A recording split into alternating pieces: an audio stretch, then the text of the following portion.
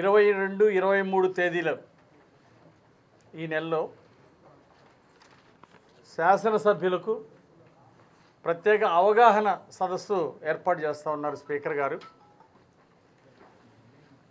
ఈ కార్యక్రమంలో 22వ తారీఖు లోక్సభ స్పీకర్ గారు ఓం బిర్లా గారు, అలాగే 23వ తారీఖు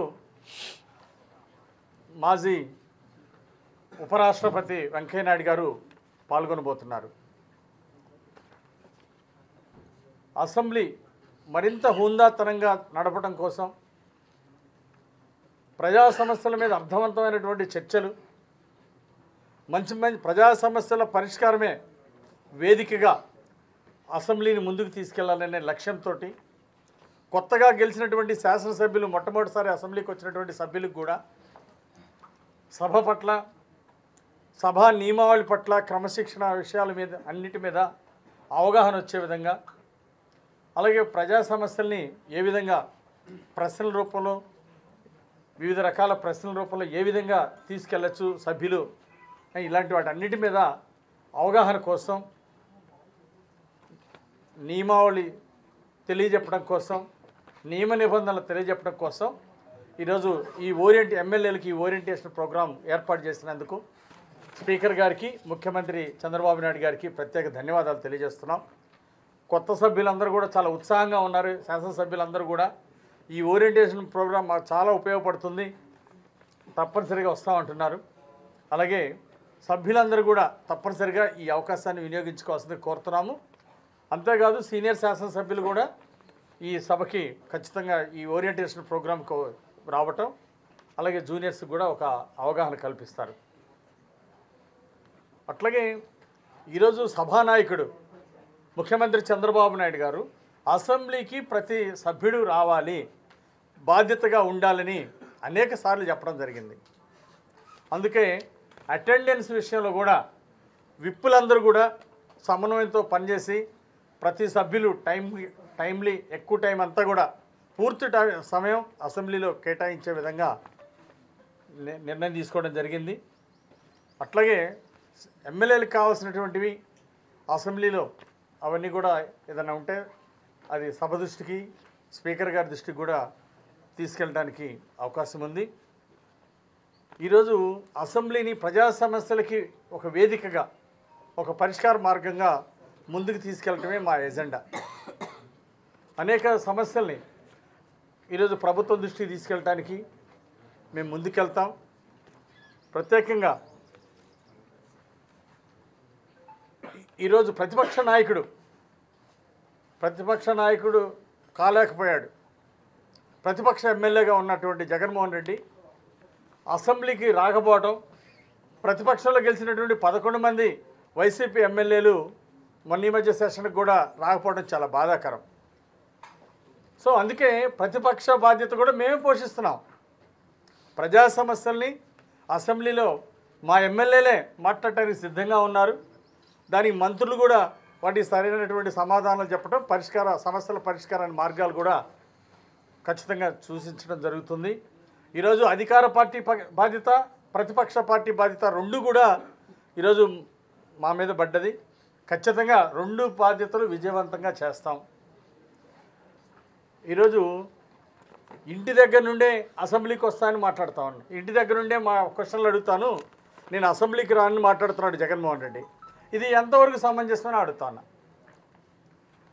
సో ఇంతకుముందు ఎవరు కూడా, ఏ ప్రతిపక్ష నాయకుడు కూడా ఈ విధంగా, ఏ ప్రతిపక్ష ఎమ్మెల్యే కూడా ఈ విధంగా వ్యవహరించలే గతంలో. ఈరోజు అసెంబ్లీకి ప్రజలు గెలిపించింది దేనికి? ప్రజా సమస్యల గురించి అసెంబ్లీలో మాట్లాడడానికే కదా ప్రతిపక్ష ఎమ్మెల్యేలు కూడా. మరి ఈరోజు సభకు రానంటే ప్రజాస్వామ్యం అంటే చిన్న చూపు. సభ యొక్క విలువ తెలియనటువంటి వ్యక్తులు ఈ విధంగా మాట్లాడటం చాలా విడ్డూరంగా ఉంది. మేము అడుగుతున్నాం, రండి అసెంబ్లీకి రండి, ప్రజా సమస్యల మీద మాట్లాడండి. మీరు ఏ ప్రశ్నలు అడిగినా, రాష్ట్రానికి ఉపయోగపడేది ఏది అడిగినా ఖచ్చితంగా దానికి సమాధానం చెప్పడానికి, ఆ విషయం మీద చర్చించడానికి ప్రభుత్వం సిద్ధంగా ఉంది, సభ సిద్ధంగా ఉంది. మరి ఎందుకు రారు మీరు? ప్రజలు గెలిపించినప్పుడు మీరు అసెంబ్లీకి ఎందుకు రావట్లేదు? అంటే అసెంబ్లీకి వచ్చి మాట్లాడాలంటే భయం. మీకు అసెంబ్లీ అంటే భయం కాబట్టే అసెంబ్లీలోకి వచ్చి 10 మందిలో వచ్చి మాట్లాడటం మీరు భయపడుతున్నారు కాబట్టే ఈరోజు జగన్మోహన్ రెడ్డి అసెంబ్లీకి రావట్లేదు. నీకు ధైర్యం ఉంటే అసెంబ్లీకి రా. ప్రజా సమస్యల మీద నీ గౌరవం ఉంటే పరిష్కరించాలనుకుంటే అసెంబ్లీకి రావాల్సిన బాధ్యత ఉంది. నాకు ప్రతిపక్ష నాయకుడు హోదా ఇస్తేనే నేను వస్తాను అంటే ఇదే విడ్డూరం అండి. అంటే ప్రజలు ఇవ్వనటువంటి ప్రతిపక్ష నాయకుడు విలువ హౌస్ ఎలా ఇస్తుంది, సభ ఎలా ఇస్తుంది? మీకు కనీసం ఇంగిత జ్ఞానం కూడా లేదు. ఈరోజు ప్రతిపక్ష ఎమ్మెల్యే జగన్మోహన్ రెడ్డికి కనీసం ఇంగిత జ్ఞానం లేదు. ఆ రోజు ఏం మాట్లాడాడు? గతంలో 2019లో ఏం మాట్లాడాడు? 18 సీట్లకి తగ్గితే కొంతమంది ఎమ్మెల్యేలు ఇటు వస్తే ఆయన కనీసం ప్రతిపక్ష హోదా కూడా ఉండదని చెప్పేసి జగన్మోహన్ రెడ్డి మాట్లాడలేదా? అంటే ఒక ప్రతిపక్ష నాయకుడికి ఉండాలి అంటే ఎన్ని సీట్లు ఉండాలో కూడా తెలుసు జగన్మోహన్ రెడ్డికి. ఆ రోజు మాట్లాడాడు. ఆయన మాట్లాడింది ప్రజలు ఎప్పుడు మర్చిపోలేదు కదా. సో ప్రజలు ఇవ్వనటువంటి హోదా కోరుకోవటం సిగ్గుసేటు. ఈరోజు ప్రజా సమస్యల మీద చిత్తశుద్ధి ఉంటే అసెంబ్లీకి రండి, చర్చిద్దాం. ప్రజలకు ఉపయోగపడే ప్రతి విషయం కూడా చర్చిద్దామని చెప్పేసి కోరుతున్నాం. ఆయనకి జనం కావాల్సింది. జనం కోసం ఎప్పుడు జగన్ పనిచేయలే. ఒక నియంత పోకడలు పోయాడు కాబట్టే ఈరోజు జగన్కి ఈ పరిస్థితి వచ్చింది. 2.0 అంటే ఈసారి ఆ 11 సీట్లు కూడా ఉండవనేదే దాని అర్థం. జరగబోయేది చూస్తారు. ప్రతి ఒక్క శాసనసభ్యుడు సభకి తప్పనిసరిగా విధిగా రావాలని చెప్పేసి అంటే విప్పుల ద్వారా అందరికి కూడా కమ్యూనికేట్ చేస్తున్నాం. తప్పనిసరిగా అందరూ కూడా బ్రహ్మాండంగా అందరూ కూడా సిన్సియర్గా వస్తారని చెప్పేసి ఆశాభావం వ్యక్తం చేస్తున్నాం. సభకి రానటువంటి జగన్మోహన్ రెడ్డి ప్రజా సమస్యల పరిష్కారం మీద ఆయనకు ఆసక్తి లేదని చాలా స్పష్టం అవుతోంది. ఇది అతనికి అహంభావానికి అహంకారానికి ఇది ఒక నిదర్శనం. తప్పనిసరిగా అనేక విషయాలు అసెంబ్లీ వేదికగా ప్రజా సమస్యల్ని చర్చిస్తాం. అట్లాగే ఎమ్మెల్యేలు అందరూ కూడా ఇంకా ఏదైనా ప్రశ్నలు ఉంటే కూడా పంపించండి. 14 తారీఖు లోపు సెక్రటరీ గారికి పంపించమని చెప్పేసి కూడా ఎమ్మెల్యేలు అందరూ కూడా విజ్ఞప్తి చేశాము. తప్పనిసరిగా అసెంబ్లీ చాలా గౌరవప్రదంగా జరుగుతుంది. అట్లాగే అర్థవంతమైనటువంటి చర్చలు జరుగుతాయి. ప్రజలకి రాష్ట్ర భవిష్యత్తుకి ఉపయోగపడే విధంగా అసెంబ్లీ కార్యక్రమాలు సభ గౌరవాన్ని పెంచే విధంగా ప్రజా సమస్యలు పరిష్కరించే విధంగా సభని నిర్వహిస్తాం, ముందుకు తీసుకెళ్తాం అందరి సహకారంతో. రోజులు సభకు రాకపోతే సభ్యత్వం రద్దవుతుంది అనే రూల్ క్లాజ్ ఏమైనా అప్లై చేస్తారా? చూస్తాం, అది స్పీకర్ గారు ఆలోచించాల్సినటువంటి విషయం.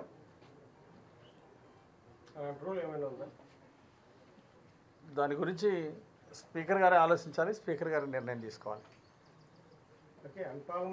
అయితే ఎవరైనా ఆత్మాభిమానం వాళ్ళు ఎవరైనా శాసనసభకు రాకుండా ప్రజల సొమ్ముతో జీతాలు ఎవరైనా తీసుకుంటారండి? ఇది అసలు ఎంత విడ్డూరంగా ఉంది. ప్రజా సొమ్ముని జీతాలుగా ప్రతి నెల జీతాలు తీసుకుంటున్నారు వైసీపీ ఎమ్మెల్యేలు. ఒక్క రోజు కూడా వచ్చి అసెంబ్లీలో ప్రజా సమస్యలు మాట్లాడలేదంటే వీళ్ళకి జీతాలు తీసుకునే హక్కు ఉందా?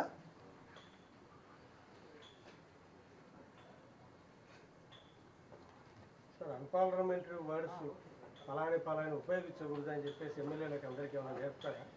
ఖచ్చితంగా అసెంబ్లీ సాంప్రదాయాలు ఏంటి మాట్లాడేదా? మామూలుగా మాట్లాడతారు, పైనుంచి చూసుకుంటారు. వినండి, ఓకే జనరల్గా ప్రతిపక్షాలు ఉన్నప్పుడు ఇంకా ఎక్కువ అలాంటి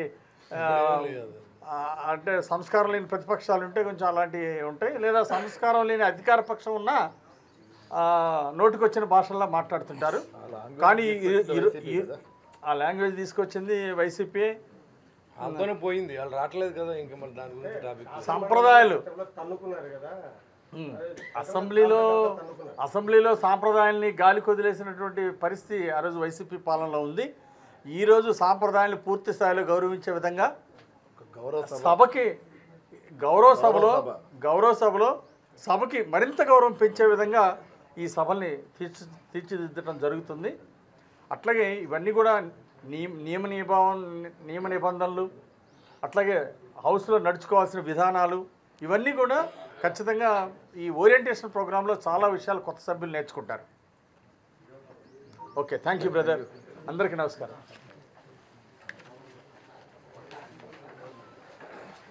ఆ లాంగ్వేజ్ని తీసుకొచ్చింది వాళ్ళు కదా.